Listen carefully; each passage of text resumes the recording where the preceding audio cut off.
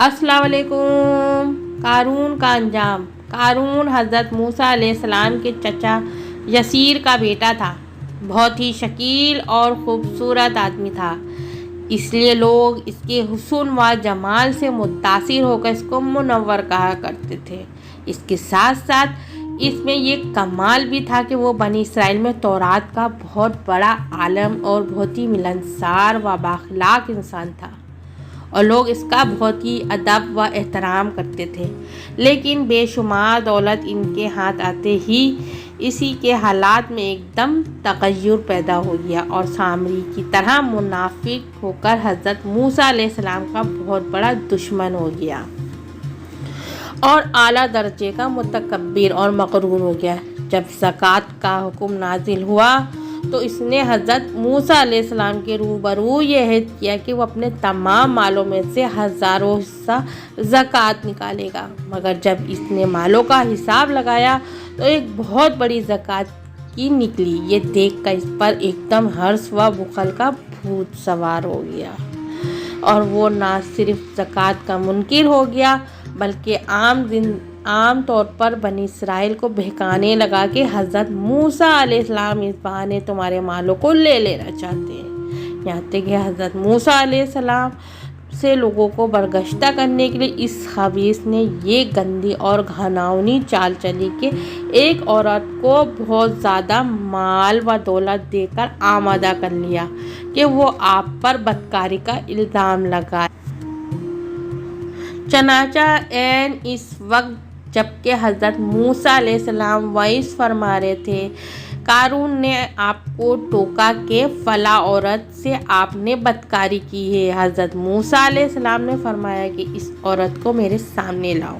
चनाचा वो औरत बुलाई गई तो हज़रत मूसा ने फरमाया कि ए औरत, इस अल्लाह की कसम जिसने बनी इसराइल के लिए दरिया को फाड़ दिया और आफियत व सलामती के साथ दरिया के पार कराकर फ़िरऔन से निजात दी, सच सच कह दे कि वाक़या क्या है।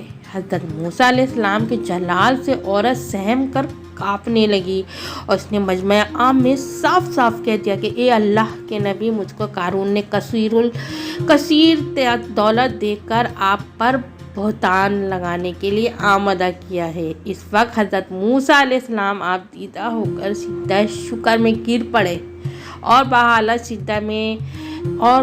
सीधा आपने ये दुआ मांगी कि या अल्लाह, क़ारून पर अपना कहर व गज़ब नाजिल फरमा दे। फिर आपने मजमा से फरमाया कि जो क़ारून का साथी हो वो क़ारून के साथ ठहरा रहे और जो मेरा साथी हो वो क़ारून से जुदा हो जाए। चनाचा दो खबीसों के सिवा तमाम बनी इसराइल क़ारून से अलग हो गए। फिर हज़रत मूसा ने ज़मीन को हुक्म दिया कि ए ज़मीन तो इसको पकड़ ले, तो क़ारून एकदम घुटनों तक ज़मीन में धंस गया। फिर आपने दोबारा ज़मीन से फरमाया तो वो कमर तक ज़मीन में धंस गया। यह देखकर क़ारून रोने और बिलबिलाने लगा और कुराबत व रिश्तेदारी का वास्ता देने लगा, मगर आपने कोई अल्तिफ़ात ना फरमाया, यहाँ तक कि वो बिल्कुल ज़मीन में धंस गया। दो मनहूस आदमी जो क़ारून के साथी हुए थे लोगों से कहने लगे कि हज़रत मूसा अलैहिस्सलाम ने क़ारून को इसलिए धंसा दिया कि क़ारून के मकान और इसके ख़जानों पर खुद कब्ज़ा कर लें। आपने अल्लाह ताला से दुआ मांगी कि क़ारून का मकान और ख़जाना भी ज़मीन में धंस जाए। चनाचा क़ारून का मकान जो सोने का था, इसका सारा ख़जाना सभी ज़मीन में धंस गए। क़ारून का ख़जाना इसको कुरान की ज़बान से सुनिए। अल्लाह ताला का इरशाद है कि हमने क़ारून को इतने ख़जाने दिए थे कि इन ख़जानों की कुंजियाँ एक मजबूत और ताकतवर जमात बामुश्किल उठा सकती थी। कुरान में है तर्जुमा, बेशक क़ारून हज़रत मूसा अलैहिस्सलाम की कौम में से था, फिर इसने इन पर जुल्म किया और हमने इसको इतने ख़जाने दिए थे जिनकी कुंजियाँ एक ताकतवर जमात पर भारी थी। हज़रत मूसा अलैहिस्सलाम क़ारून को जो नसीहत फरमाई वो ये है जिसको कुरान मजीद ने बयान फरमाया है। इसी खैर ख्वाही वाली नसीहत को सुनकर कारून हज़रत मूसा अलैहिस्सलाम का दुश्मन हो गया।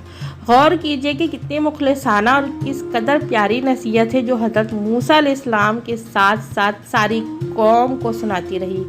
तर्जुमा, जब कारून से इसकी कौम ने कहा कि इतरा कर मत चल, बेशक अल्लाह इतराने वालों को पसंद नहीं फरमाता, और जो माल अल्लाह ने तुझे दिया है इससे आखिरत का घर तलब कर और दुनिया में अपना हिस्सा ना भूल, और एहसान कर जैसा कि अल्लाह ने तुझ पर एहसान फरमाया है, और ज़मीन में फसाद मत तलाश कर। कारून अपने माल के घमंड में इस मुखलिसाना नसीहत को ठुकरा दिया और खूब बन सवन कर तकब्बुर और गरूर से इतराता हुआ कौम के सामने आया और हज़रत मूसा की बदगोई और एज़ार रेसानी करने लगा, जिसका नतीजा क्या हुआ इसको कुरान की ज़बान से सुनिए और खुदा इस काहिराना गिरफ्त पर खौफ इलाही से थरथराते रहे। अल्लाह अकबर। कारून ज़मीन में धंस गया। तर्जुमा, जो हमने इसको और इसके घर को ज़मीन में धंसा दिया तो इसके पास कोई जमात न थी अल्लाह के अजाब से बचाने में इसकी मदद करती, और इस कोई बदला न ले सका। दर्स हिदायत, ये इबरतनाक वाक़या हमें यह दर्स देता है कि अगर अल्लाह ताला माल व दौलत अता फरमाए तो इस फ़र्ज़ को लाजिम जाने के अपने अम्वाल की ज़कात अदा करता रहे, और हरगिज़ अपने माल व दौलत पर गरूर और घमंड करके ना इतराए, क्योंकि अल्लाह ताला ही दौलत देता है और जब वो चाहता है पल भर में दौलत छीन लेता है। हर वक्त इसका ध्यान रखते हुए तवाज़े और इनकिसारी की आदत रखें, और हरगिज़ कभी अनबिया व औलिया सालिहीन की इज़्ज़त रेसानी व बदगोई ना करेगी। इन मनकुलान बारगाह इलाही की दुआ और बद्दुआ से वो हो जाया करता है जिसका लोग तसव्वुर और ख़याल भी नहीं कर सकते। वल्लाह आलम।